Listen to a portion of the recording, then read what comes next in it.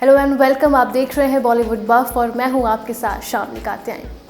अरे मैं यहाँ पे आ गया, कुछ कर पा रहा हूँ या नहीं कर पा रहा हूँ, वो कुछ आया था या नहीं आया था?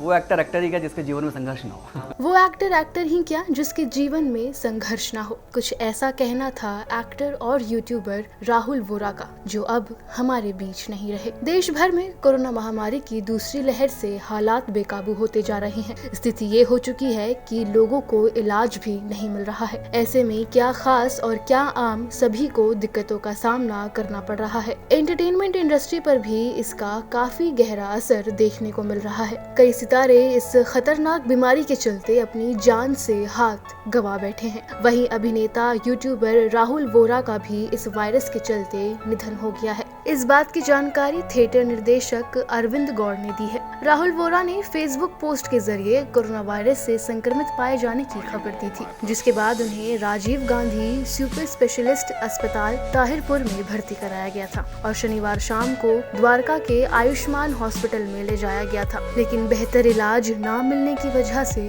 वो जिंदगी से जंग हार गए। राहुल वोरा ने एनबीसी हिंदी को एक खास इंटरव्यू दिया था, जिसमें उन्होंने बताया था कि वो अपनी जिंदगी को कैसे जीना चाहते थे। उनकी जिंदगी में एक्टिंग के क्या मायने थे, क्या वो खुद को किन ऊंचाइयों पर देखना चाहते थे। आपसे बात करने के बीच आप स्ट्रगल एक शब्द यूज किया, आपने बहुत आराम से सब कुछ बात किया, खुशी से किया। क्या इस बीच आपकी ज़िंदगी में कोई स्ट्रगल की वाली चीज़ नहीं आई जो आपको बहुत ठेस पहुंचा होगा कि अरे मैं यहाँ पे आ गया, कुछ कर पा रहा हूँ या नहीं कर पा रहा हूँ, वो कुछ आया था या नहीं आया था?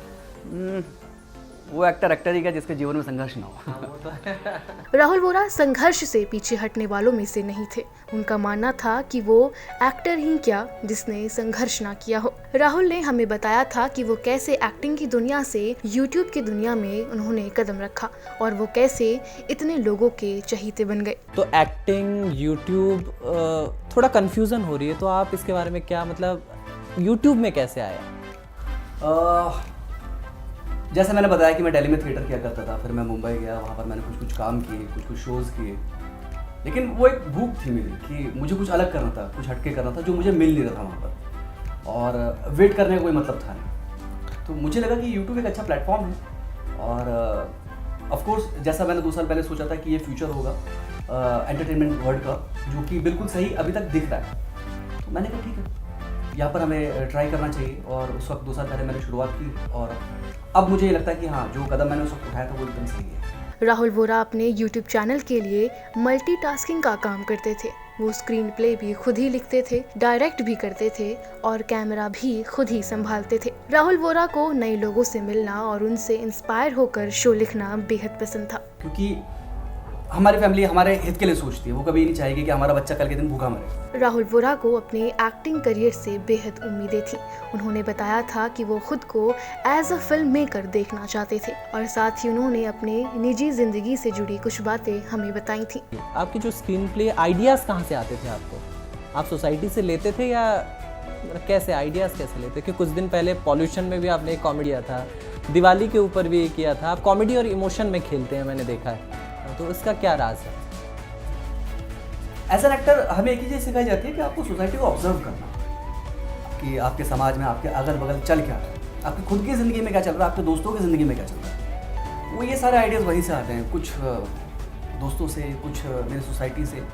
जब भी मैं ट्रैवल करता हूँ, जब भी मैं किसी नए इंसान से मिलता हूँ, तो मैं बातचीत करता हूँ। बातचीत करना अच्छा भी लगता है। हाँ। वहीं से मुद्दे मिलते हैं और मैं उनको थोड़ा सा मसाला डाल के। राहुल अपनी जिंदगी को खुलकर जीना चाहते थे, मगर शायद वक्त को कुछ और ही मंजूर था। राहुल ने अपनी आखिरी समय में मदद के लिए गुहार लगाई थी और कहा था कि क्या कोई ऐसा हॉस्पिटल है जहां मुझे ऑक्सीजन बेड मिल जाए, क्योंकि यहाँ मेरा ऑक्सीजन लेवल लगातार डाउन जा रहा है और कोई देखने वाला नहीं। दिल्ली में बहुत मजबूर होकर ये पोस्ट कर रहा हूँ क्योंकि घर वाले कुछ संभाल नहीं पा रहे हैं। और आखिरकार उन्होंने इस बीमारी के आगे घुटने टेक दिए और दुनिया को अलविदा कहकर चले गए। लेकिन जाने से पहले राहुल ने एक दर्दनाक पोस्ट लिखा जिसे पढ़कर हर कोई स्तंभ रह गया। राहुल ने अपने पोस्ट में लिखा, मुझे भी अच्छा ट्रीटमेंट मिल जाता तो मैं भी बच जाता। राहुल ने आगे लिखा, जल्द जन्म लूंगा और अच्छा काम करूंगा, अब हिम्मत हार चुका हूं। अपने इस पोस्ट में राहुल ने पीएम मोदी और दिल्ली के उप मुख्यमंत्री मनीष सिसोदिया को भी टैग किया है। राहुल उत्तराखंड के रहने वाले थे। राहुल सोशल मीडिया पर अपने